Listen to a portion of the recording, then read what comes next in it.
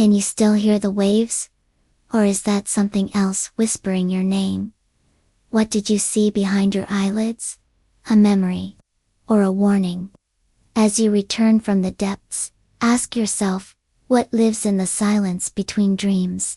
And why does it always sound like the sea? If you're still with us, drift gently. The story isn't over, just submerged. Subscribe to EchoVerse Whispers if the tide inside you still pulls toward the unknown. And remember, some memories aren't meant to be forgotten. They're meant to be awakened. Until the next whisper, sleep deeply. The ocean whispers my memories back to me. I don't remember when I first heard the ocean whisper my name.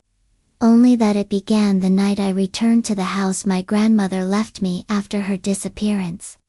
A wind-scraped, salt-stained structure perched on the edge of a cliff that dropped like a jagged tooth into the Atlantic, where fog rolled in thick and constant, and the nights stretched longer than they should have. Twisted by some ancient breath that never quite belonged to the sea or sky. And as I stepped into the decaying foyer, wallpaper peeling like sunburnt skin, I could already feel something watching from the direction of the water, not with malice exactly, but with the slow curiosity of something that had waited too long to be remembered. And when I lit the oil lamp that hadn't been used in decades, and placed my suitcase on the warped floorboards, I caught a faint echo of my name spoken not aloud but inside the marrow of my bones, as though the ocean itself had coiled around my ribs and begun to hum something I should know, something I had forgotten. And in that moment I knew this house was not just a relic of my family's past but a prison built around a secret, buried too deep to be held back by time or tide. So I did what anyone might. I told myself it was nothing. The sea playing tricks, the brain adjusting to solitude after years of city noise and fluorescent days. But that night, as I lay in the old bed that still smelled faintly of lavender and mildew, the walls began to breathe in rhythm with the waves. A deep inhalation that pressed against my chest and pulled at my memories like seaweed tangled around my ankles. And when I closed my eyes, I dreamed of water, not drowning, not swimming, but being absorbed, atom by atom, until I was part of something vaster and colder and older than anything I had words for. And when I woke just before dawn with the taste of brine on my tongue, I found a line of wet footprints leading from the closet to the side of my bed. Too small to be mine, too fresh to be imagined, and I stared at them until the sun began to rise over the horizon. Not gold or pink like it should have been, but a sickly pale blue like the bottom of a tide pool, and I knew then that something had come into the house in the night, not to hurt me but to remind me, though of what I couldn't yet say. Only that it stirred in the back of my skull like a dream I wasn't ready to face. And over the next few days I tried to carry on normally, fixing leaks in the roof, sweeping dust from the corners, unpacking the few books I brought, but each task was interrupted by the sense of being watched, of hearing something move just beyond my sight, and always the sea calling, not in words but in feelings: grief, longing, hunger, and each night the dreams returned more vivid, more demanding. The sensation of floating through submerged hallways, lined with framed photographs that bled ink when I looked too closely, their faces shifting, mouths opening in silent screams that rippled outward through the water and into me, and by the time I found the basement door hidden behind a shelf in the pantry, I was no longer surprised, only resigned, because I knew the house wanted me to find it. That whatever was below had been waiting patiently, humming beneath the floorboards like a second heartbeat. And when I opened that door and descended the stone steps, slick with moss and rot, I didn't bring a flashlight, only the lamp. Because some part of me knew electricity wouldn't work here, not this deep. And sure enough, the flame danced steadily, even as the air grew colder and the walls tighter, and at the bottom I found a single room with walls covered in barnacles and carvings. Names etched over and over in spirals. My grandmother's, my mother's, mine, and in the center of the floor a pool of seawater, black as pitch and still as glass. Yet, when I stepped closer, it rippled, not from my movement, but as if something beneath it had exhaled. And I heard it again. My name. This time, clearly, unmistakably. Not in my mind, but spoken aloud in a voice that was mine, and not mine. And suddenly, I was remembering things I had no memory of, a hand pulling mine into the surf as a child, a lullaby sung in a language with no words, a shape in the waves that had watched me every summer from beyond the rocks. And I fell to my knees at the edge of that pool, and saw my reflection not as I was but as I had been in a life not bound by land or time. And I realized this house wasn't built for the living but as an anchor for something else. Something tied to my blood. And in that moment the water surged upward, not to drown me but to embrace me. Arms of salt curling around my neck like a necklace, and I heard my grandmother's voice singing from the waves, and my mother's laughter echoing from the floorboards. And I knew they hadn't vanished, they had returned. Called home by the same whisper that had called me. And I understood then that this was not the beginning of a haunting, but a remembering. A reunion. And as the salt touched my lips and the first memory fully unlocked, a lighthouse burning with blue flame, and a name written in coral across the rocks, I welcomed it. Because the ocean was not cruel, only hungry for remembrance. And I had finally begun to remember what I was. The ocean whispers my memories back to me. The second night in the house was colder, though the weather outside had not changed, and I began to suspect that the temperature shift came not from failing insulation or wind slipping through warped wood but from something deeper inside the house itself. Something that inhaled warmth, the way the sea devours names carved into sand.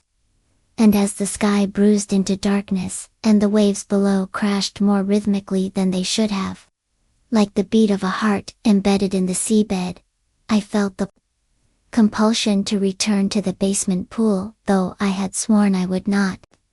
Not after what I saw, not after the voice that mirrored my own had emerged from black stillness.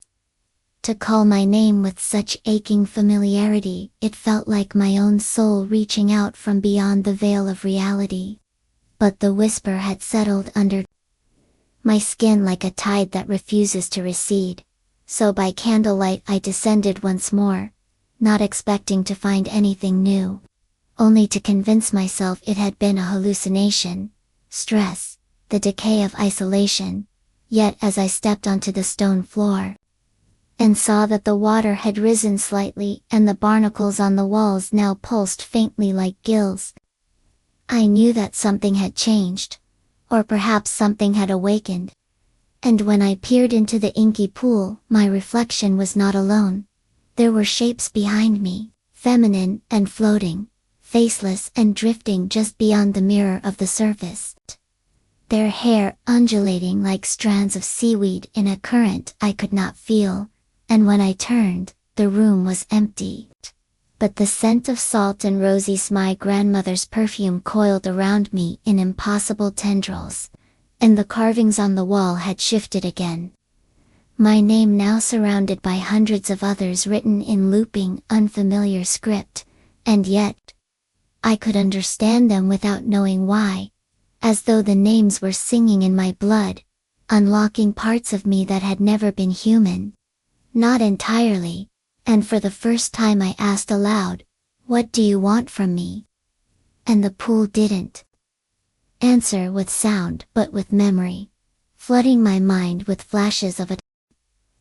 Can you still hear the waves? Or is that something else, whispering your name? What did you see behind your eyelids? A memory, or a warning?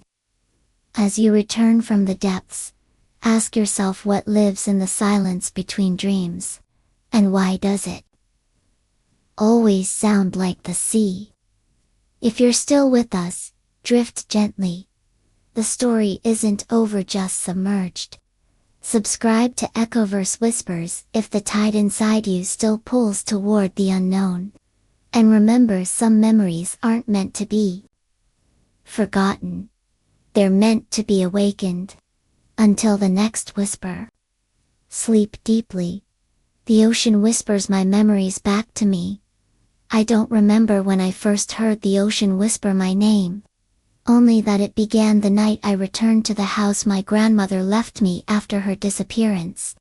A wind-scraped, salt-stained structure perched on the edge of a cliff that dropped like a jagged tooth into the Atlantic, where fog rolled in thick and constant, and the nights stretched longer than they should have, twisted by some ancient breath that never quite belonged to the sea or sky.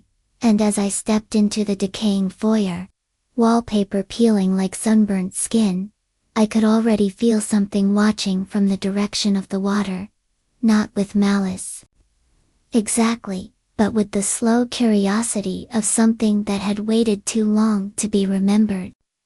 And when I lit the oil lamp that hadn't been used in decades, and placed my suitcase on the warped floorboards, I caught a faint echo of my name, spoken not aloud but inside the marrow of my bones, as though the ocean itself had coiled around my ribs and begun to hum something I should know, something I had forgotten. And in that moment I knew this house was not just a relic of my family's past, but a prison built around a secret, buried too deep to be held back by time or tide. So I did what anyone might have told myself: it was nothing. The sea playing tricks, the brain adjusting to solitude after years of city noise and fluorescent days. But that night, as I lay in the old bed, that still smelled faintly of lavender and mildew, the walls began to breathe in rhythm with the waves. A deep inhalation that pressed against my chest and pulled at my memories like seaweed tangled around my ankles. And when I closed my eyes, I dreamed of water, not drowning, not swimming, but being absorbed, atom by atom, until I was part of something vaster and colder and older than anything I had words for. And when I woke, just before dawn, with the taste of brine on my tongue, I found a line of wet footprints leading from the closet to the side of my bed. Too small to be mine, too fresh to be imagined, and I stared at them until the sun began to rise over the horizon. Not gold or pink like it should have been, but a sickly pale blue like the bottom of a tide pool, and I knew then that something had come into the house in the night, not to hurt me but to remind me, though of what I couldn't yet say. Only that it stirred in the back of my skull like a dream I wasn't ready to face. And over the next few days I tried to carry on normally, fixing leaks in the roof, sweeping dust from the corners, unpacking the few books I brought, but each task was interrupted by the sense of being watched, of hearing something move just beyond my sight, and always the sea calling, not in words but in feelings: grief, longing, hunger. And each night the dreams returned, more vivid, more demanding. The sensation of floating through submerged hallways lined with framed photographs that bled ink when I looked too closely. Their faces shifting, mouths opening in silent screams that rippled outward through the water and into me, and by the time I found the basement door hidden behind a shelf in the pantry, I was no longer surprised, only resigned. Because I knew the house wanted me to find it. That whatever was below had been waiting patiently, humming beneath the floorboards like a second heartbeat, and when I opened that door and descended the stone steps, slick with moss and rot, I didn't bring a flashlight, only the lamp. Because some part of me knew electricity wouldn't work here, not this deep. And sure enough, the flame danced steadily, even as the air grew colder and the walls tighter, and at the bottom I found a single room with walls covered in barnacles and carvings, names etched over and over in spirals. My grandmother's, my mother's, mine, and in the center of the floor, a pool of seawater black as pitch and still as glass, yet when I stepped closer it rippled, not from my movement but as if something beneath it had exhaled. And I heard it again, my name, this time clearly, unmistakably, not in my mind but spoken aloud in a voice that was mine and not mine. And suddenly I was remembering things I had no memory of: a hand pulling mine into the surf as a child, a lullaby sung in a language with no words, a shape in the waves that had watched me every summer from beyond the rocks. And I fell to my knees at the edge of that pool, and saw my reflection, not as I was, but as I had been, in a life not bound by land or time. And I realized this house wasn't built for the living, but as an anchor for something else. Something tied to my blood, and in that moment the water surged upward, not to drown me but to embrace me. Arms of salt curling around my neck like a necklace, and I heard my grandmother's voice singing from the waves, and my mother's laughter echoing from the floorboards. And I knew they hadn't vanished, they had returned, called home by the same whisper that had called me. And I understood then that this was not the beginning of a haunting, but a remembering, a reunion. And as the salt touched my lips, and the first memory fully unlocked of a lighthouse burning with blue flame and a name written in coral across the rocks, I welcomed it, because the ocean was not cruel, only hungry for remembrance. And I had finally begun to remember what I was. The ocean whispers my memories back to me. The second night in the house was colder, though the weather outside had not changed, and I began to suspect that the temperature shift came not from failing insulation or wind slipping through warped wood, but from something deeper inside the house itself.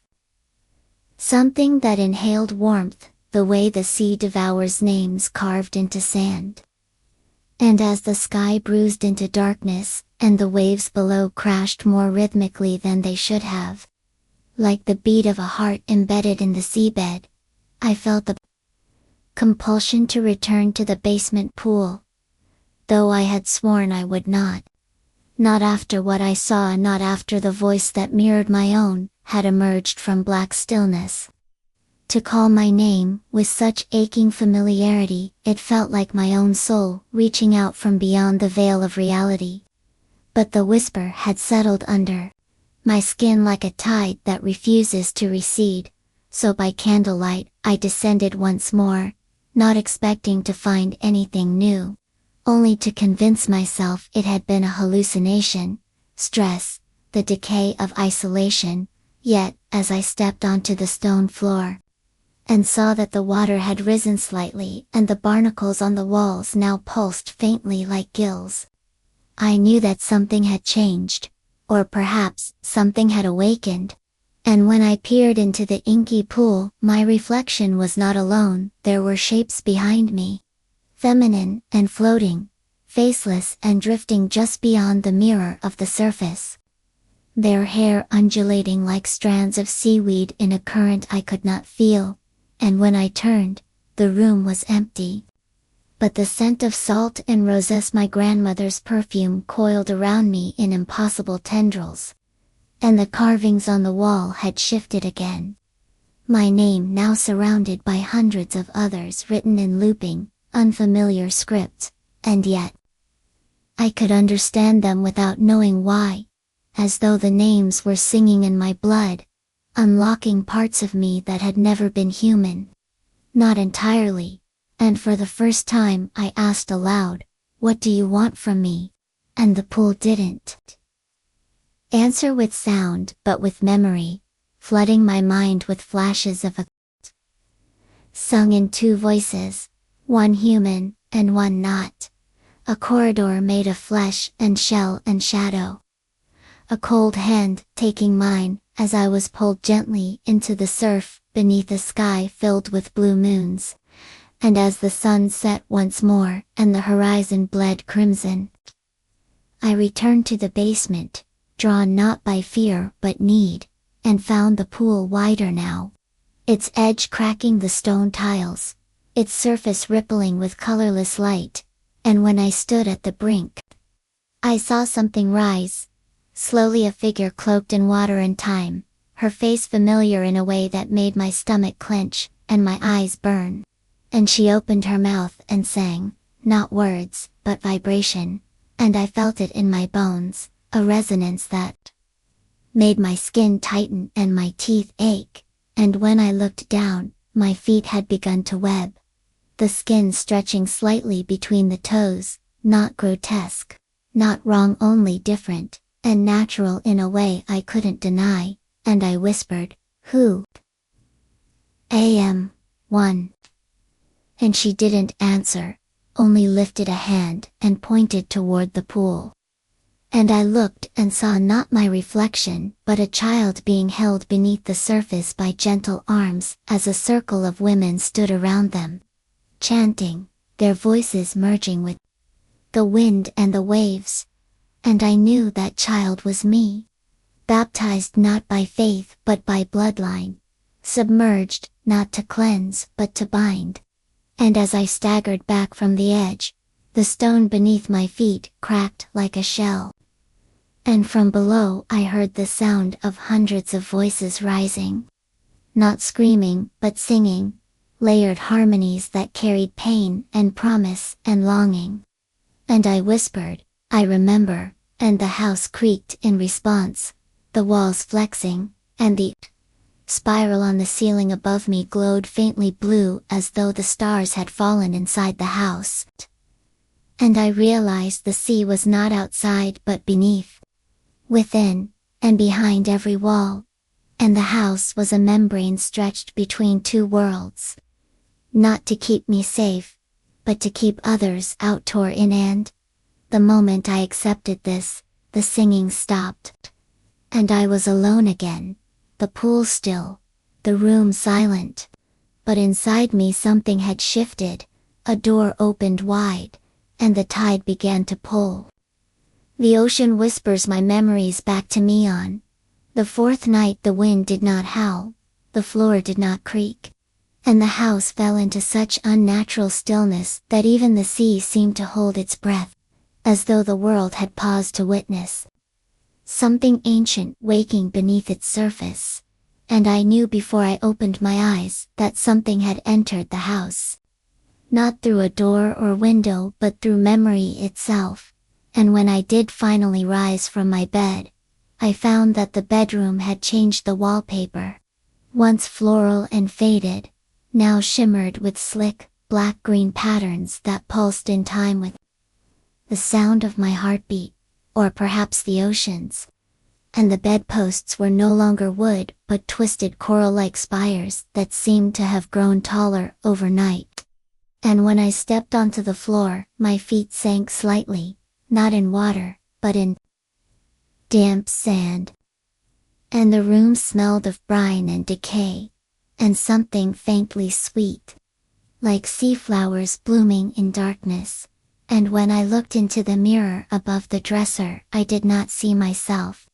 Not at first, but a hallway of salt, lined with doors made of bone, each one etched with the same spiral that haunted the house's hidden spaces. And I reached toward the mirror and it rippled, warping as if the glass were a surface tension just barely holding back a world beneath. And when I pulled my hand back, the reflection followed a second too late, like it was remembering how to be me. And I turned and fled into the hallway, only to find it stretched unnaturally long, the walls slick with condensation, the floor now sloping gently downward, toward a door I had never seen before. Made of driftwood, lashed with seaweed, and though every fiber in me screamed to stay away, my hand moved of its own accord, turning the knob slowly. The door opening with a sound like deep water breaking through the surface after centuries of stillness, and inside was not a room but a cavern, vast and echoing. Its ceiling lined with glowing fungi that dripped glowing blue ichor into tide pools, scattered across the stone floor, and in the center, kneeling with her back to me, was the figure I'd seen in the pool, a woman, cloaked in strands of kelp. Her hair floating upward, as though submerged, her spine impossibly long, segmented, like the shell of some deep-sea creature, and she was humming the same melody I'd heard in my sleep, the one that unlocked doors inside me, and when she turned, her face was both mine and not mine, half-scaled and glistening with water that didn't drip, her eyes silver black and unfathomable, and she said only, "You were never meant to forget," before fading into mist that coiled into the cracks of the cavern, and disappeared, leaving only the scent of crushed shells and memory behind. And when I looked down at my hands, I saw the marks etched into my skin, glowing faintly, as though something was awakening in my blood. And when I touched my chest, I felt the echo of another heartbeat beside my own, slower, deeper, older, and I fled again, this time not through doorways or stairwells but through the shifting dream architecture of the house. Finding myself in the attic though I had not climbed, and there, spread across the floor in a spiral of fish bones and sand, were pages torn from books I'd never read, their text written in flowing salt runes that I could read without thought. Each one a piece of a ritual, a reclamation, a remembering. And at the center was a mirror, oval and framed in barnacle-encrusted brass, and within it I saw a scene that froze my breath, a child, alone on the beach, crying, waves lapping at her feet. And from the surf emerged a towering shape, humanoid. But wrong, its skin mottled like whale hide and its mouth filled with teeth shaped like keys. And it knelt before the child and offered her a shell glowing with pale blue light.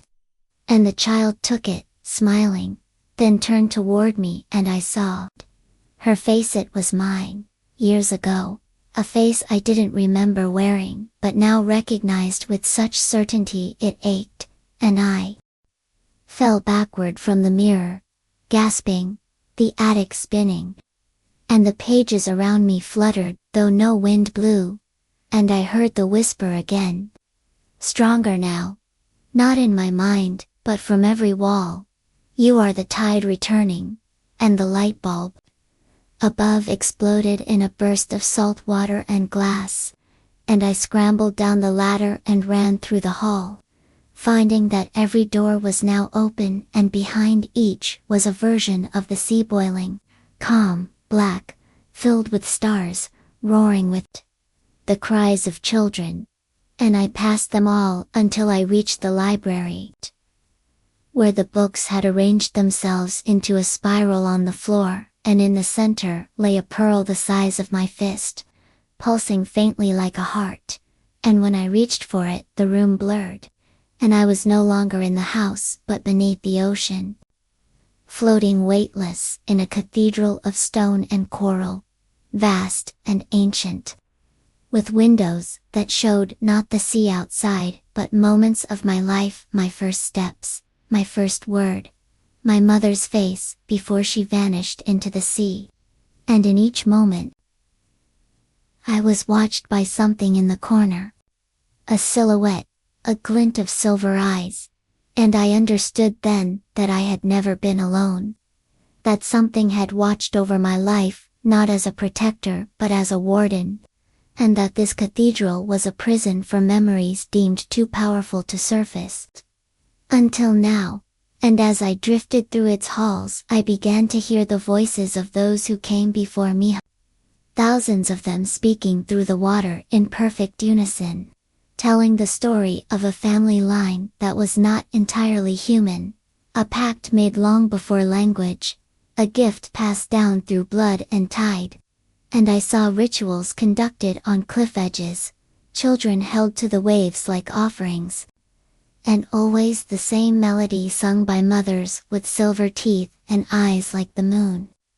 And I felt something wrap around my ankle, and I was pulled downward, deeper into the cathedral, where a throne made of shell and bone awaited, and upon it sat no one, but I knew it was for me, that I had been summoned, not by accident but by design.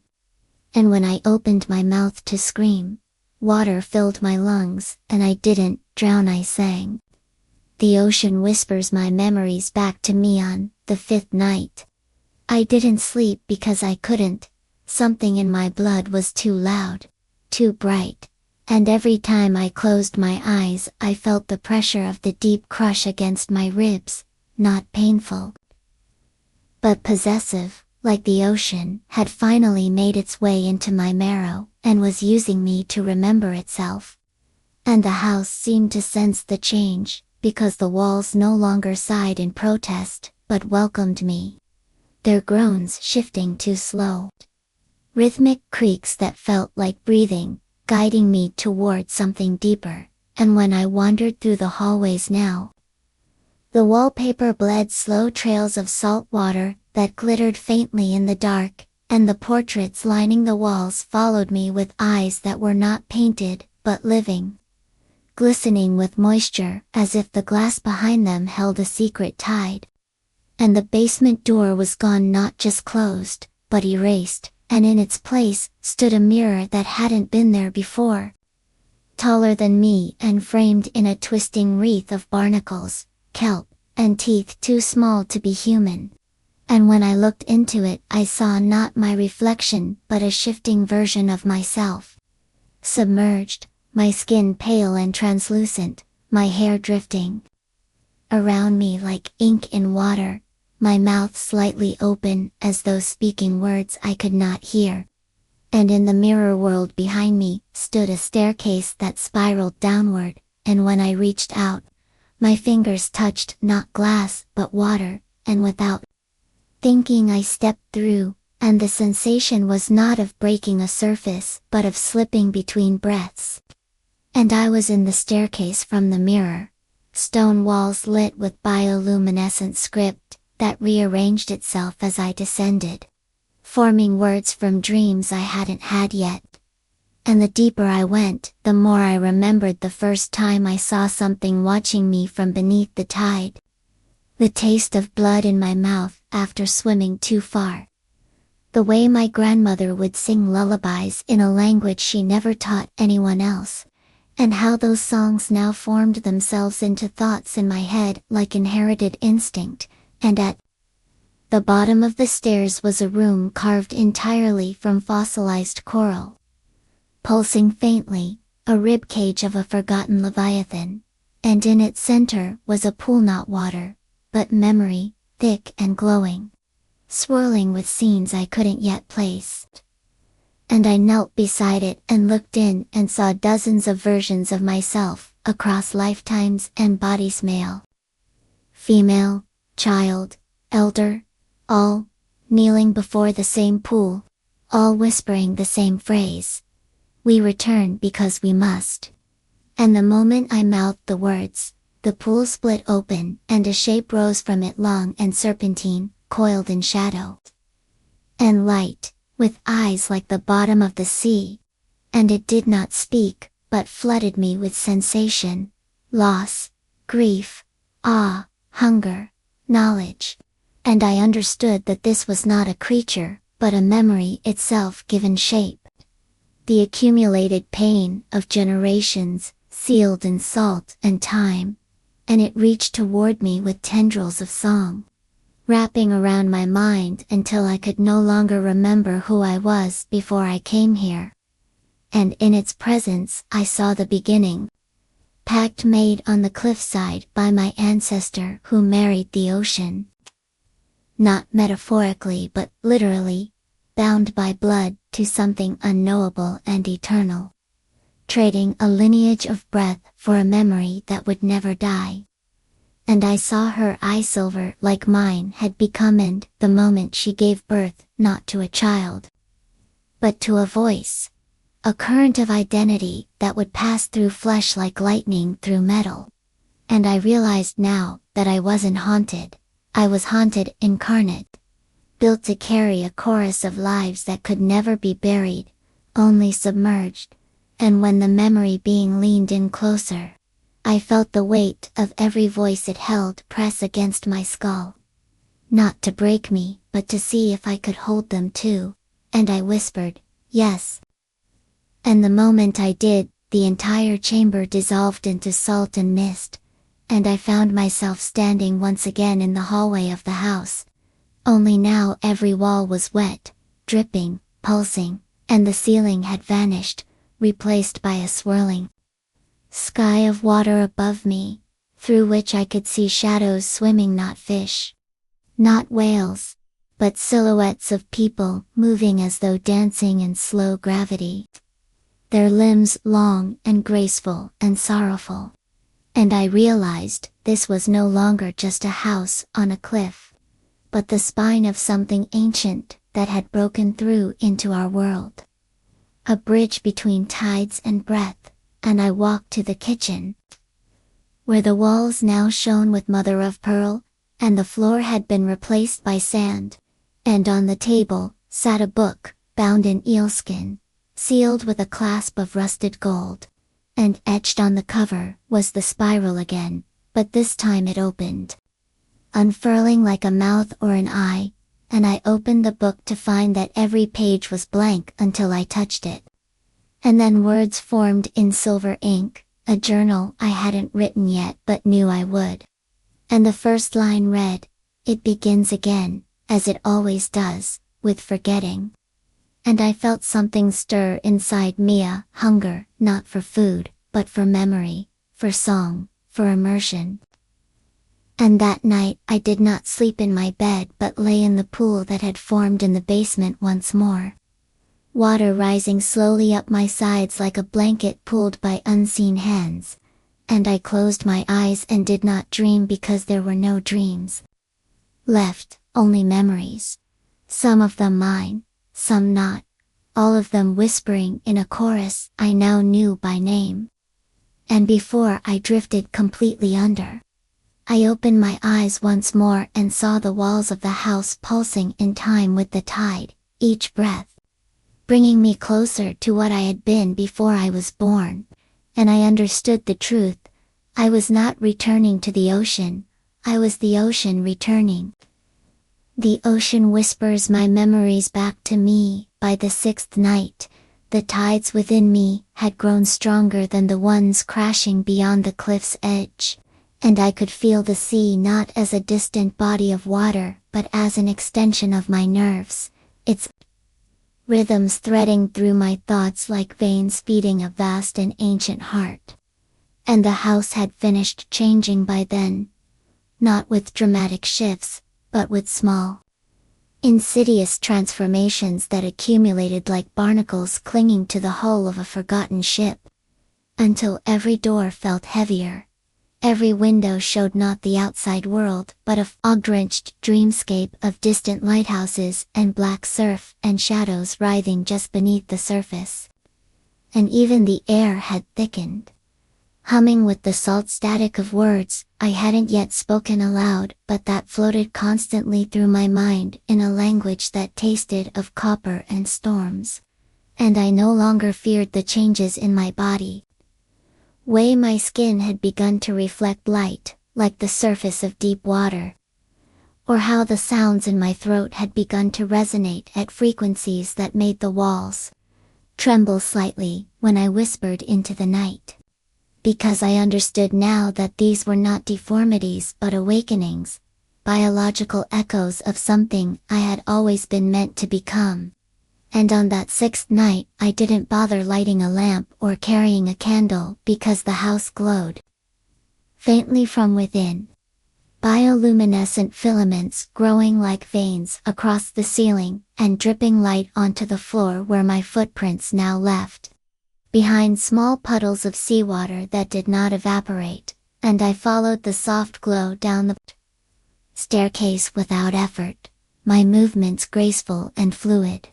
And the moment I reached the base, I found that the floorboards had parted, revealing a spiral staircase, made entirely of vertebrae, massive and ancient and humming with a pulse I could feel in my jand. I descended it not with fear, but reverence, the way one might step into a sacred place, too old for gods, and too deep for graves. And at the bottom, I entered a chamber that did not exist in the geometry of the house. A cavern, vast enough to hold an entire coastline. Its ceiling lost in shadow, and its walls covered in glyphs made of glowing barnacle clusters, each one pulsing softly in time with my heartbeat. And in the center of the chamber, stood a stone altar submerged in 3 feet of still water, upon which rested something wrapped in layers of sea silk and netting. And though I could not see it fully, I knew what it was. A memory, physical and preserved, waiting for me to unwrap it and reclaim what had been sealed away long before my first breath. And I knelt in the water, fingers trembling, not with fear but with gravity, and as I peeled back the layers, the fabric dissolved into the water like mist, revealing a conch shell carved with symbols I recognized from my dreams. And the moment I touched it, sound exploded within me, thousands of voices, speaking at once, layered and echoing and rising into a song that filled the chamber with something like grief made melodic. And as I held the shell to my ear, I did not hear the sea, but my own voice, a child's voice, repeating over and over, "Please, don't forget me." And then, an answer, my mother's voice, my grandmother's. Voices I couldn't name, but felt deep in my marrow, whispering back, "You were never lost, only submerged." And then came the flood, not of water but of memory, crashing through my mind and knocking me to my knees as I saw everything at once. My true origin, not as a singular being, but as the latest vessel in a chain of sentient tides, each generation carrying the songs and sorrows of those before, each chosen by the sea not for strength, but for receptivity. The ability to hold pain without shattering, to contain stories that no longer had pages. And I saw my ancestor standing on this very altar, offering her heart to the sea, not as sacrifice, but as promise. And the moment her blood touched the water, it transformed into song, a lullaby sung through generations, calling her descendants home when they had drifted too far into the forgetting. And I realized that every strange thing in my life, the dreams, the feelings, the voices just beyond hearing, had been her gift breaking through the surface. And now, finally, I was open enough to receive the rest, and the shell melted in my hands, merging into my skin as light flooded my vision and filled the chamber. And when I awoke hours or minutes later, I found I was no longer alone. 4 figures stood around the altar, translucent and glowing, their faces echoing mine. Generations of women and children and men who had carried this lineage, this burden, this gift, all watching in silence as I rose, their mouths moving not in speech but in song. And though I could not hear the words, I understood them perfectly. Welcome home. And when I stepped from the water, the chamber shifted and folded in on itself, returning me to the basement. But now the basement was different, its walls smooth and dry, the pool gone, the carvings faded to nothing, and the house felt lighter, not empty, but relieved, like a sigh held for centuries had finally been released. And I walked through it like a stranger, each room familiar but reborn. The air no longer thick with unspoken history, but calm and still. And when I reached the front door and opened it, I saw the ocean shimmering in the dawn light, impossibly still. And for the first time since I arrived, I heard no whispers in the wind, no voices in the tide, only silence, beautiful and vast. And I understood that I was not done, only beginning, that now I carried the sea within me fully, that I was no longer listening to the ocean, but speaking for it. The ocean whispers my memories back to me. By the seventh night, the silence didn't stay silent. It bloomed into something alive, pressing against my eardrums like a forgotten tide returning to an ancient shore. And although the sea outside remained unnaturally still, as if holding its breath, the air inside the house had grown dense with pressure, humming faintly with an inaudible resonance that made the furniture vibrate subtly and turn shadows into liquid shapes that watched without blinking. And I could feel them now, not ghosts, not hallucinations, but echoes with form. Imprints of memories so old they had grown limbs and eyes, memories that had slithered out of the walls, soaked into the floorboards, and begun to observe me with the hungry curiosity of something once forgotten, and now remembered too quickly, too sharply. And as I moved from room to room, the temperature shifted by degrees. Some corners of the house radiating cold, like sunless trenches, while others radiated a heat that smelled of salt-burnt bones and ancient coral. And the mirrors no longer reflected my image, they showed me other versions of the house. Versions where the windows were underwater and great pale shapes drifted past like the silhouettes of extinct leviathans. And in those reflections I could see myself sometimes, wearing a crown of sea glass and weeping ink from my eyes, reaching toward the glass, like I was drowning behind it.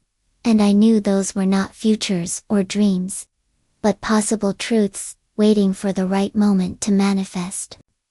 And on that seventh night, I found a new door in the hallway, an iron porthole door, crusted with rust and barnacles, embedded in the wall as if it had always been there, and my fingers bled slightly when I turned the wheel and opened it, revealing a staircase descending into pitch black water. Water that did not spill out but waited, heavy and patient, like it had been expecting me for years. And I didn't hesitate, I stepped into it. Not sinking, but walking as though gravity had been reversed. And the deeper I went, the more I could hear the lullabies in reverse. The whispers sharpening into words, the names of things that had no language above the surface, and I understood then that the house was not simply haunted or cursed, it was an anchor, a tether between the living and something far older, something not dead but dreaming, and I had been chosen not because I was special, but because I had been broken in exactly the right ways to allow the ocean's memory to enter me, to shape me into a vessel that could withstand its stories, its grief, and its awakening.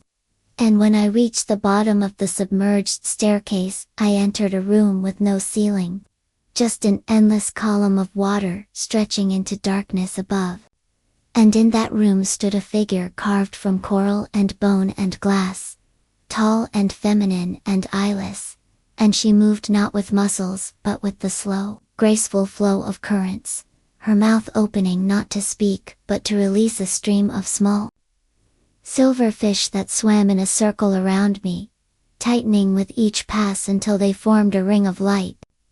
And then she placed her hand against my chest, and I felt it, every ancestor who had drowned, every child lost to the sea, every secret whispered into waves and pulled down by the undertow of it rushing into me like a second heartbeat. And I did not scream because I had no breath. Only silence, only salt, only the impossible weight of shared memory collapsing into me like a dying star. And when she withdrew her hand, I could see my veins glowing through my skin, glowing with phosphorescence, and writhing like currents. And my blood felt heavy with silt and song, and she smiled, then not with her face, but with every ripple in the room, and she showed me a wall of bone tablets, each inscribed with symbols that pulsed faintly in rhythm with my own pulse, and she gestured for me to choose one, and when I did, it burned my hand like ice but did not scar, instead leaving behind a single raised glyph on my palm that shimmered with wet silver. And the moment I touched it, I remembered a ship I had never boarded, a storm I had never survived, and a promise I had never made aloud, that I would carry the ocean's grief to shore, that I would become the voice of everything buried beneath the waves. And then she vanished into mist, leaving behind a trail of seagrass that wrapped around my feet and pulled me upward, back through the water, through the door, through the house, until I collapsed onto the hallway floor, gasping, waterlogged, and glowing faintly like something half-born. And when I looked up, I saw that the house had changed again this time. The walls were covered in murals of shipwrecks and tidal waves and children staring into the sea. And I was among them now, painted into the wood with startling detail, my eyes wide and luminous, my mouth slightly open, as if I were about to speak or sing. And when I reached out to touch the mural, the paint felt wet. The ocean whispers my memories back to me. By the 8th night the mural had dried, but its colors grew deeper each time I blinked, as though seawater still pulsed behind the paint, and I realized the house was no longer waiting for me to explore it. Had begun to explore me, mapping my thoughts, matching my breath, syncing itself to the rhythm of my memories until I could no longer tell where the house ended and I began. And when I slept, if sleep was even the right word, I found myself adrift in memories that didn't belong to me, walking barefoot across endless beaches under black suns while voices whispered riddles in languages made of bubbles and whale song. And when I awoke, my skin was cold and damp, as if I had truly crossed those alien shores, and the corners of my mouth tasted faintly of kelp, and salt crusted my eyelashes like frost, and my dreams bled into the walls, shaping them, altering them where, once there had been a hallway, now stood a corridor lined with mirrors, framed by fishbone and driftwood. And in each reflection I saw a different version of myself. One drowning, one singing, one made entirely of coral. And they all reached out at the same time, not to pull me in, but to merge with me, and when I backed away, my reflection didn't follow it, stayed there, watching, smiling slightly, as if it knew something I hadn't yet remembered, and that was when the house began to speak, not in words, but in temperature, scent, sound. Pressure. One night, it whispered through the groan of rusted pipes, the next through the steady drip of brine from the ceiling, and always the message was the same: go deeper. And I tried to resist, I tried to leave, but the front door was no longer a door but a wall of glass showing an impossible vista. A drowned city illuminated by phosphorescent towers and swirling schools of glowing fish. And I could see movement within those ruins, things walking, pausing, turning toward me, waiting, and so I stayed, because fear had been replaced by awe, and dread by a strange reverence. As if I had finally found the place that remembered me before I was born. And on the 8th night, I found a map, carved into the dining room table. No ink, no paper, only deep grooves etched into the wood, forming spiral pathways and strange geometries that pulsed when I ran my fingers over them, and at the center of the map was a shape like an eye, or a whirlpool, or a mouth. And when I blinked, it blinked back, and suddenly I knew where I had to go, not just physically but mentally. To lower my consciousness into the deeper trenches of memory. To let go of what I thought was me, and become what the ocean needed. And the process began with forgetting, not just facts or faces, but emotions, attachments, my own voice, and in its place, rose a new language. One of rhythm and pressure, like sonar or tectonic pulse, and I could feel it vibrating in my skull, rewriting me cell by cell, until I opened the basement door and found not a room, but a shoreline, black sand beneath a sky of writhing clouds. And standing there, ankle deep in tide, was a child me, or what I once was. Holding a jar filled with seawater, and whispering into it like it was a microphone to another world. And the child looked at me with eyes far older than mine and said, "We promised we wouldn't forget," before stepping backward into the waves and vanishing with a hiss. And I fell to my knees, overwhelmed not by grief, but by an unbearable sense of recognition, as if every echo in this house had been calling me back to this exact moment. This realization, and as I stood again, the house around me faded, peeled away like old wallpaper, revealing something vast beneath Eton architecture, made not of walls and beams, but of bones and currents. Impossible chambers that shimmered with translucent light and moved like gills, and I knew then, this was no house. Not even a building, but a being, a living construct from the deep, that had surfaced only to claim me, to remember through me, and I laughed not in joy or madness, but in surrender as I felt its pulse join mine, and the walls shuddered in agreement. The ocean whispers my memories back to me. By the 9th night, the act of sleeping felt less like rest, and more like submergence. Like dipping into a deeper tide of consciousness, that carried pieces of me farther away each time I closed my eyes. And when I awoke, the floorboards no longer creaked under my weight, but instead echoed with the wet suction of footsteps on sand.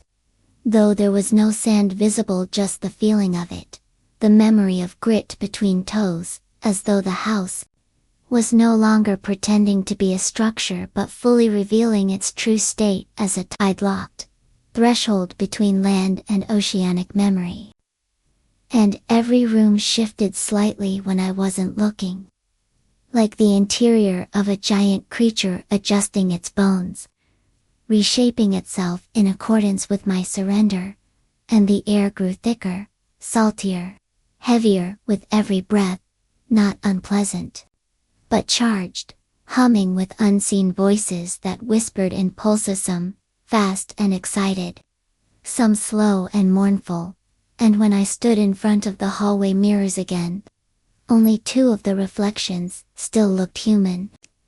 The others had gills, or translucent skin, or eyes shaped like abyssal lanterns, and none of them blinked in time with me anymore, which should have terrified me but instead filled me with a creeping nostalgia, like I was watching old home videos of myself as something else.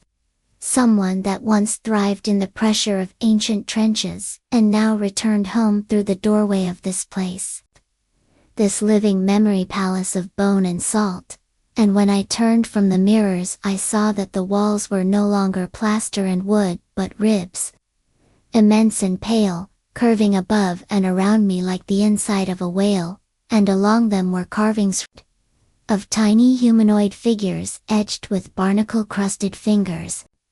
Their mouths open in song, arms raised in worship or warning, and their eyes inlaid with tiny beads of black pearl that seemed to follow my every movement.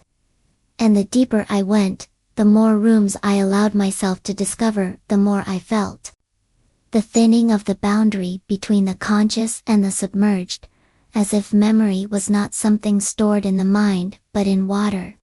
And every drop of ocean held echoes of lives long drowned but not forgotten.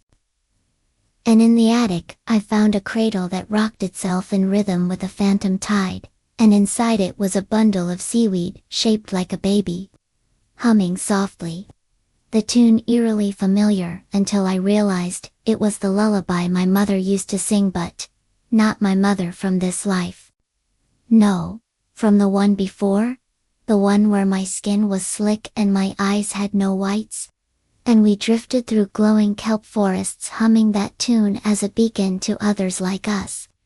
The deep rememberers, the ones who carried the ancient truths hidden in salt and pressure and time.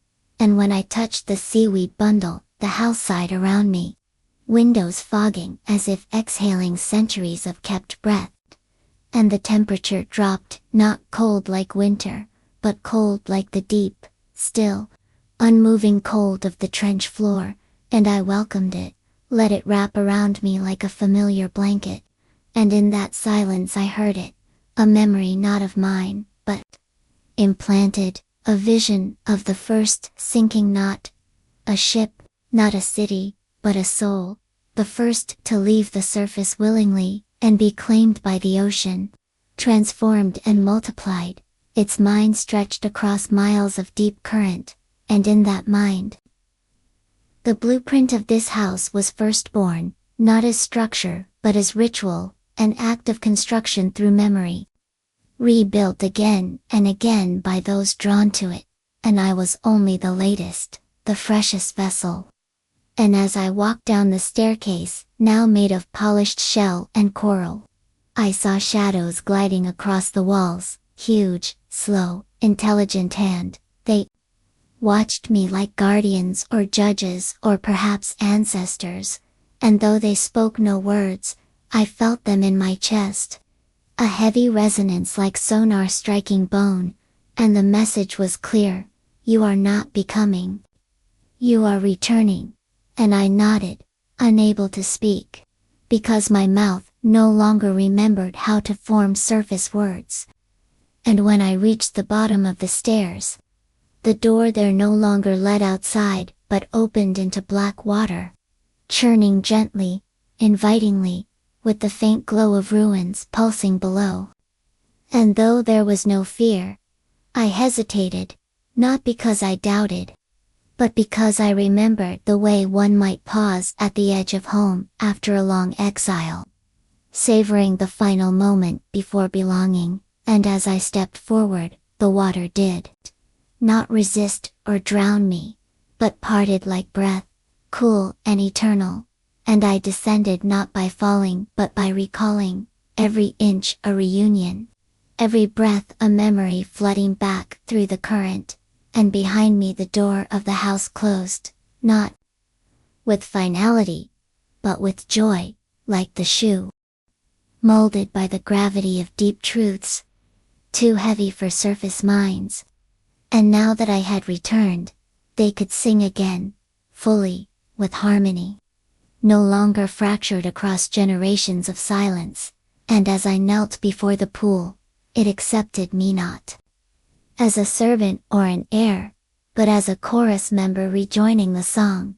And I dipped my hands into the liquid memory, feeling it crawl up my arms and across my chest like vines made of thought, wrapping around my neck, into my ears, behind my eyes, showing me scenes I had never lived, yet knew intimately. The sinking of the first memory house, swallowed by a quake and rebuilt through ritual on shore after shore, always calling, always whispering, and I saw that the house was not singular, but part of a network, an archipelago of memory, scattered across time and tide, built by the diverburn, to keep their essence alive. And now, with me awake, the network pulsed again, for the first time in millennia, like a circulatory system, revived after dormancy. And I stood slowly, transformed, not visibly but within, and the room opened up, expanding like lungs filling with sacred breath, and revealed a doorway I had never seen.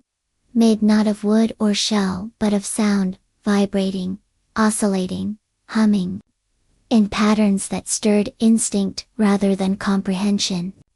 And stepping through it was like being turned inside out and back again, flung across dimensions of memory, into a submerged temple, older than myth, carved into the wall of a deep ocean trench, where statues of non-human ancestors stood in formation, each holding tablets etched in spiraling script that flowed when I tried to read it, shifting between languages and feelings, and I knelt, overwhelmed, as a shape approached towering, cloaked in darkness, trailing tendrils that moved like thought through fluid, and it pressed something into my hands, a sphere of translucent memory, pulsing with slow, steady rhythm, and when I held it, I heard the final phrase of a song I had started lifetimes ago, a melody incomplete without my voice, and I began to sing not with mouth, but with presence,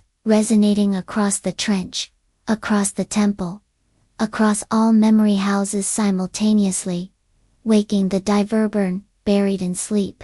And far above, on the surface, people stirred in their beds with salt on their lips, not knowing why they dreamed of drowning or why the waves whispered their names. But somewhere within, they remembered the pull, the call, the tide inside them that had waited for this night. And below, I sang louder, no longer human, no longer singular, but part of the echo, part of the ocean, part of the memory, reborn. The ocean whispers my memories back to me. The 11th night came not with darkness, but with a blue glow that leaked through the windows like bioluminescence bleeding from the edges of a cracked abyss, casting flickering patterns on the walls that moved like schools of spectral fish. And though the clock on the wall ticked forward in mechanical defiance of the impossible, time here was no longer tethered to human rhythm, rhythm it bent, and bowed to the pulse of the ocean's breath, sinking with the tides that now whispered directly beneath the floorboards. And the moment I opened my eyes, I knew I had not returned from the trench temple unchanged, because the house had grown again, impossibly unfolding new passageways, like kelp fronds, hallways that pulsed with warmth and humidity, as though freshly exhaled from the sea's throat. And when I stepped into one of them, barefoot and breath held, the floor squelched beneath me, soft and alive, and the walls bore etchings I could read without understanding, symbols that rang in my chest like forgotten lullabies, encoded in bone. And each step forward pulled more fragments of my submerged self to the surface, memories of rituals conducted under pressure so great it would shatter steel, of councils held in silence at the lip of thermal vents, where the ocean sang loudest, of creatures that danced around those flames in forms that defied earthly biology, tendrils weaving through light and shadow with elegance honed by eons. And as I moved deeper, I came to a chamber shaped like a nautilus shell, spiraling inward with each curve, revealing alcoves where artifacts from lost seaborne civilizations sat, coral skulls bearing extra eye sockets, masks carved from obsidian barnacle, tablets etched in layered ink that shimmered like oil slicks under moonlight. And at the center of the spiral stood a plinth, on it a bowl carved from the jawbone of something not quite whale, not quite God, filled with liquid that pulsed like a heartbeat. And when I leaned over it, the surface erupted with sound. Not noise, but a perfect tone, pure, infinite, a resonance that bypassed my ears entirely, and nested in the hollow of my ribs, and the walls lit up with projections of my other lives, one where I danced on the ocean floor, with limbs that bent like anemone fronds. Another where I carried the memories of an entire drowned city within the weave of my hair. And another where I stood atop a storm-split cliff, beckoning tidal waves with nothing but song, and each life ended not in death, but in transformation. Sublimation, reintegration, into the chorus of the deep. And I realized that this wasn't a reincarnation, but a remembering. The ocean did not rebirth, it recorded, it collected, and I was both the archive and the archivist, tasked with keeping the melody intact across flesh and salt and silence.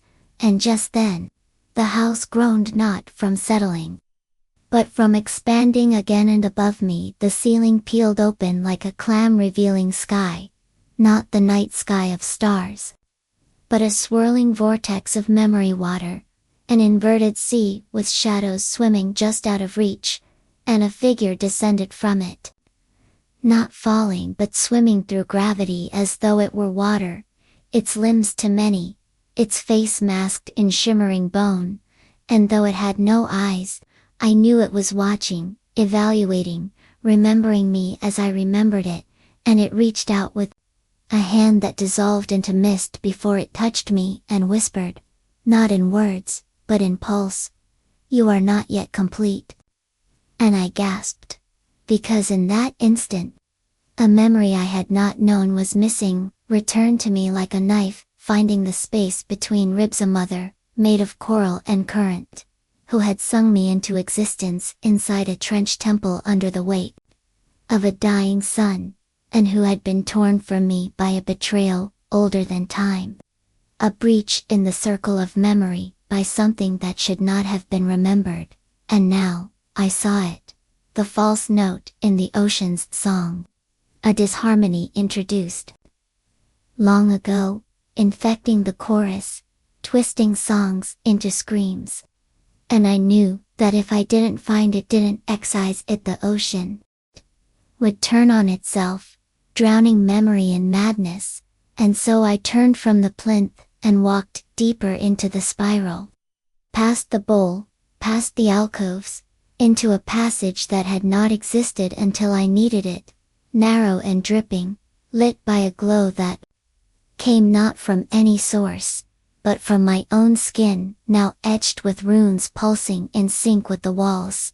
And at the end of that corridor stood a mirror, tall as a leviathan's spine, framed in coral, blackened by time. And when I looked into it, I didn't see myself, I saw it. The false note, wearing my face but wrong, smiling without eyes, standing in a room that was my house but twisted, walls covered in barnacle and fungus, windows looking out not into night but into void, and behind it, shadows moved with hunger. And I knew this was the memory infection. The thing that had crept into the diver-born chorus and turned remembrance into rot. And it saw me too, and smiled wider, and the mirror cracked not, shattering, but splintering reality between us, creating a portal that both connected and separated us. And as I reached toward it, the thing reached to our fingertips, meeting on glass, and the temperature of the house dropped instantly. Breath fogging, salt crystallizing on my eyelashes. And in that touch, I felt it press a whisper into me. "We remember you too." And then it was gone, leaving behind only static and seawater, and I fell to my knees, gasping, not in fear, but in certainty, was not alone in my remembering. And not all who remembered wished harmony, and now, the ocean had chosen me too. Find the dissonance, to root it out, to unsing the false note from the great melody of existence, before all that ever was drowned in forgotten screams. The ocean whispers my memories back to Metha. 12th night arrived with a tide that surged not from the ocean, but from within the walls of my home, sloshing in unseen corridors and gurgling beneath the floor like some vast creature had begun to breathe through the pipes. and when I opened my eyes, the ceiling above me was no longer plaster, but a window of shifting currents. A thick veil of water, where jellyfish the size of whales drifted in procession like mourners at a cosmic funeral, their tendrils trailing messages in glowing script I could nearly understand, and the air was dense with brine, my skin slick as if I had already begun to dissolve into memory, and something inside my skull pulsed. Not pain, but pressure, like the ocean itself was trying to expand the walls of my mind, to fit more of what I had once forgotten. And when I rose, the house tilted gently beneath me, like a ship at sea, and the staircase spiraled downward into a trench that had not been there the night before. Its steps made of bone-colored coral and its handrail slick with moss that whispered softly in a language made of clicks and hums. And as I descended, I heard the echoes of my own footsteps return altered. Not just delayed but deeper, heavier, like someone else was walking in perfect imitation just one pace behind. And when I paused, the echo paused too, breathing when I breathed, sighing when I didn't. And I dared not turn around because I knew if I did I would see the wrong version of myself. The fractured one, the false note I had glimpsed through the mirror only. Now it had escaped. Or perhaps, I had simply walked into its domain.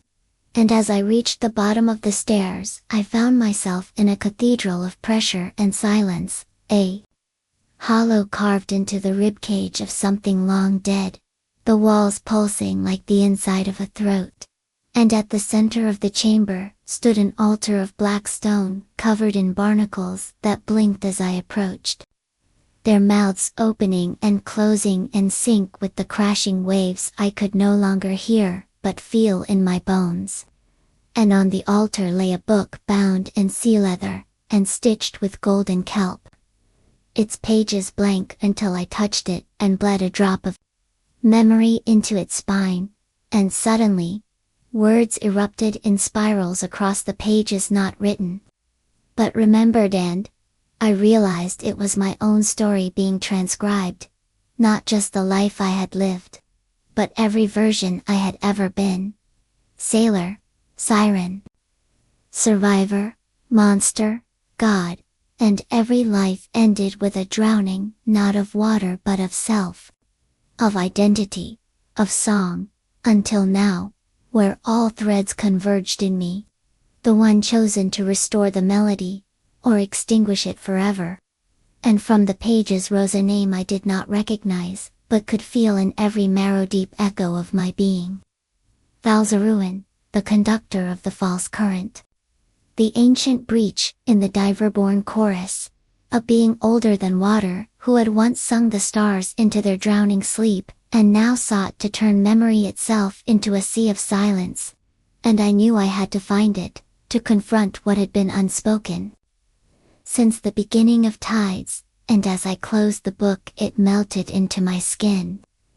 Its script now etched along my arms in phosphorescent scars, and the altar cracked open, revealing a tunnel of black water that sucked the air from my lungs just by looking at it, and I stepped forward not as a human, but as a vessel of remembrance, and let the current pull me down through epochs of pressure and song, through guilt and memory trenches, until I emerged in a place beyond Mapsa. Trench so deep, the ocean above had forgotten it. Where gravity wept and light curled inward, and there, suspended in the silence, was a throne made of broken compasses and drowned clocks. And seated upon it was a figure that shifted with every glance, first a drowned sailor, then a glimmering eel god, then a child with shark teeth and eyes full of stars. And its voice slid into my mind like an eel into crevice. You sing out of tune. And I realized with horror, that it had been waiting for me, not hiding but summoning, luring me here with memories that weren't entirely mine. And now I was within striking distance, it could finally sing its silence into me, and end the harmony of the diverburn forever, and I fell to my knees, not in surrender but to brace myself. Because I could feel the song building within me too, the true melody, the one buried beneath fear and forgetting. And it surged up from my spine like a tide of flame, and as Thalzaruan rose, its many faces singing their dissonant dirge, I sang back, not with my voice, but with every life I had ever lived, every memory I had ever carried, and the sound shook the trench, shattered coral into dust, boiled the water into steam, and for a moment, just a moment, the silence cracked. And it screamed. The ocean whispers my memories back to me. The 13th descent into memory was not accompanied by the hush of waves, or the lull of distant currents, but by a rupture and impossible cracking in the bones of the sea, as though the very pressure that held the abyss together had been released like a scream too ancient to die. And when I emerged from the chasm where I had faced Thalzaruan, I did not rise through water but through memory itself, a thick, viscous medium laced with flickering shards of forgotten lives that pierced my skin with every movement, whispering names I had never spoken yet mourned, and the world above had changed. The surface no longer the realm of light and wind but a mirror turned dark, reflecting not the sky but the dreams of the drowned.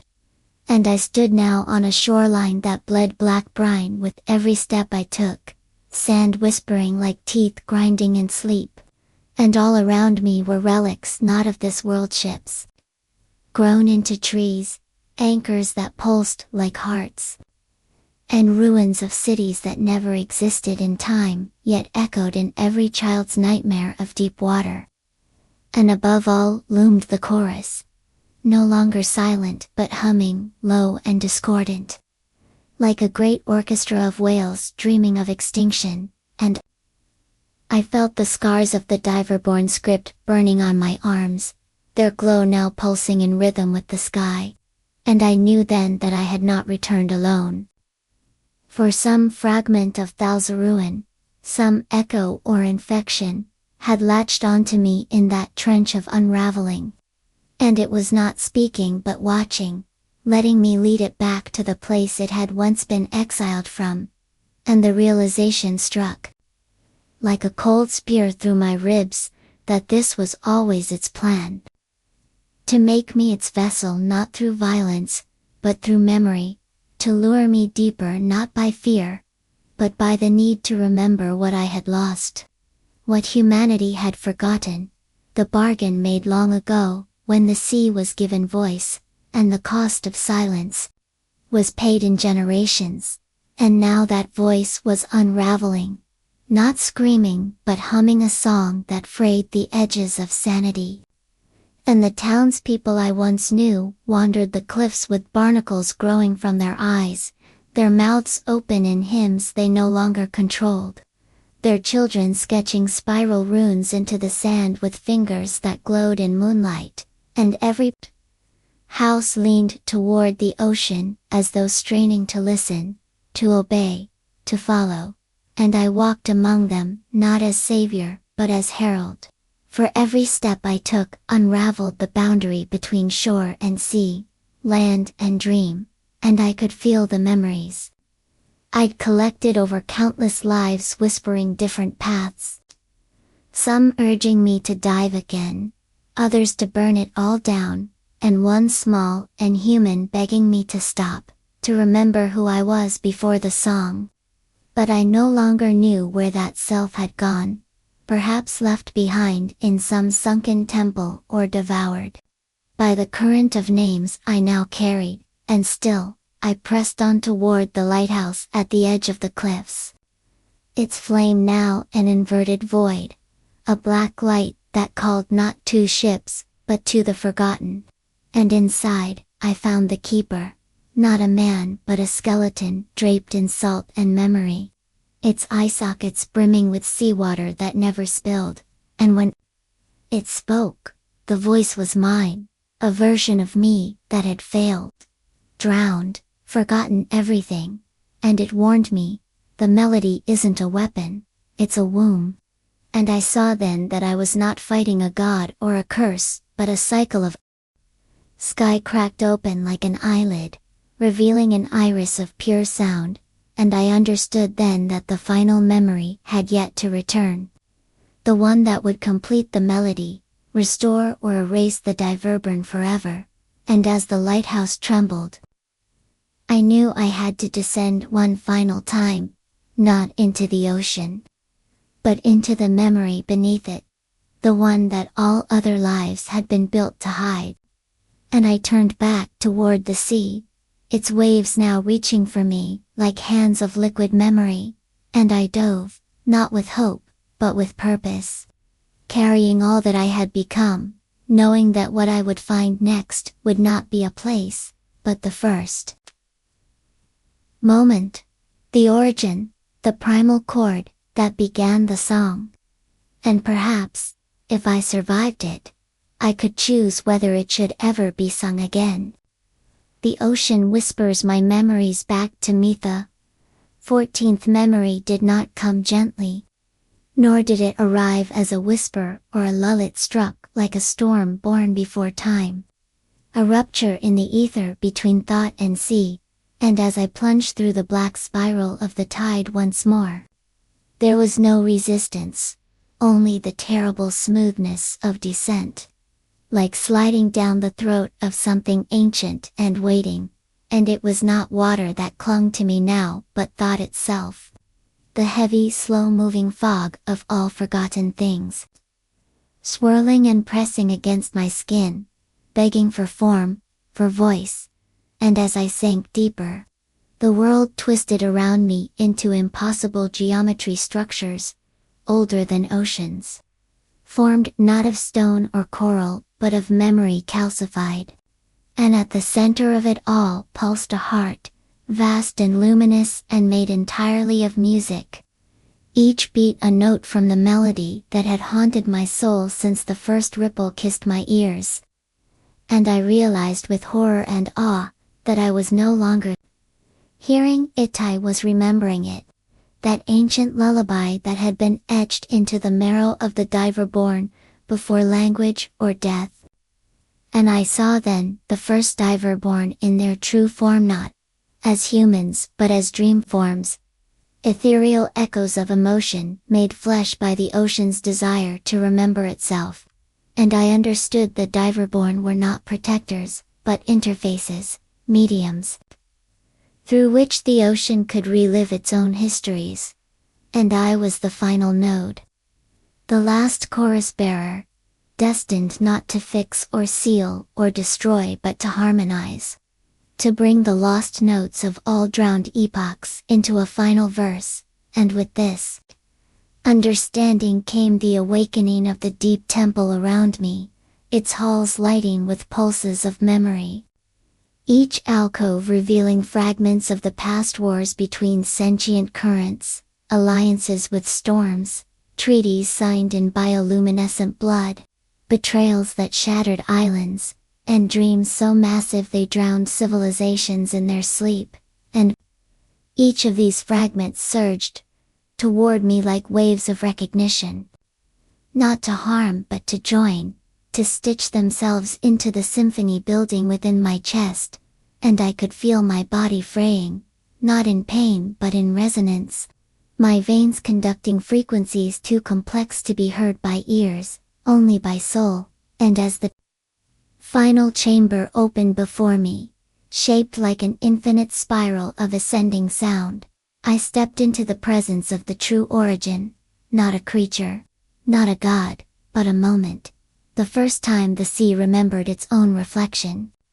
And it took the form of a girl standing at the shore, her eyes vast and tidal, her hands outstretched with song pouring from her palms like mist. And I knew she was me, and I was her, and we were the first harmony, the note that had been buried across all lives. And as I took her hand, the spiral collapsed inward, pulling us into the memory beneath all others, a place beyond water, beyond death, beyond even story, where only vibration existed, pure and raw, and it spoke not with words but with purpose.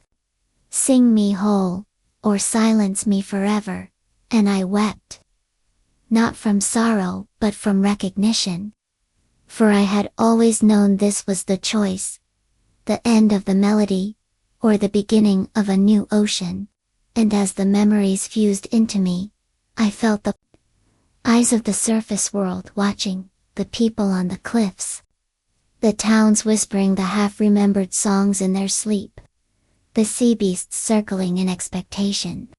And I realized the final note would not be sung by me alone, but by all who remembered, all who still heard the ocean calling from behind their dreams.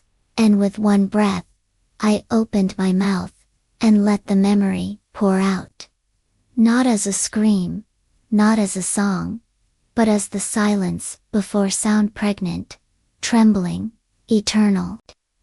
The ocean whispers my memories back to me. The 15th memory was not a descent but an emergence, not a drowning but a rebirth, for as I rose from the spiral of that final silence, I did not find myself returning to a world I had once known, but to one entirely remade, shaped by the song I had carried and the silence I had filled.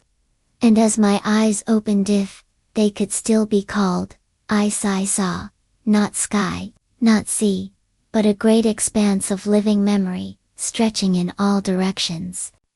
An ocean that existed within and around everything, humming with threads of thought, strands of time woven together into one endless tapestry of existence. And I understood then that the ocean had never been a body of water but a body of memory. And we were always swimming within it, always dreaming its tides, but most had forgotten how to listen, how to feel its ancient breath curling inside their blood. And I had been chosen not because I was strong or destined or pure, but because I was broken in the exact shape the melody required, a vessel cracked enough to be filled with something older than song, something deeper than pain. And as I floated above the shore where this all began, I saw the people below, their heads tilted toward the wind, their lips mouthing words they didn't know, they remembered, and I knew they had heard it too, that the chorus had reached them across sleep and sea. And their memories were beginning to awaken one by one. Small ripples growing into waves of recognition, and the town once cursed to forget now hummed with soft songs behind every closed door. With laughter that echoed like tides pulling away nightmares, with children drawing spiral symbols in the sand without knowing why. And I understood my work was not to end the whispering but to teach others to hear it, to listen without fear, to remember without drowning.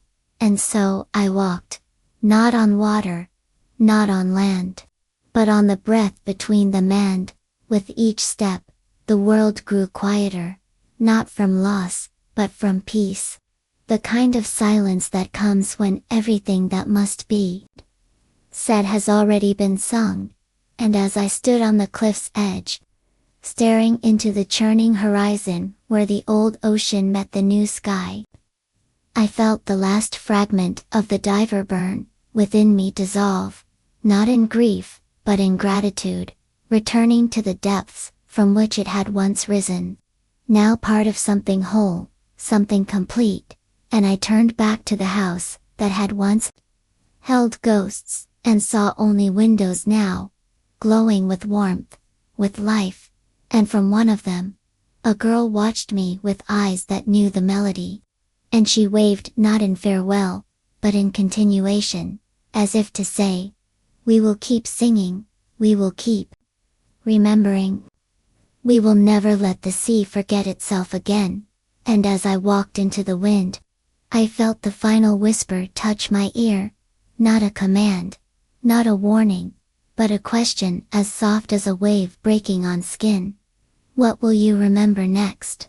And I smiled, for I knew the answer was everything.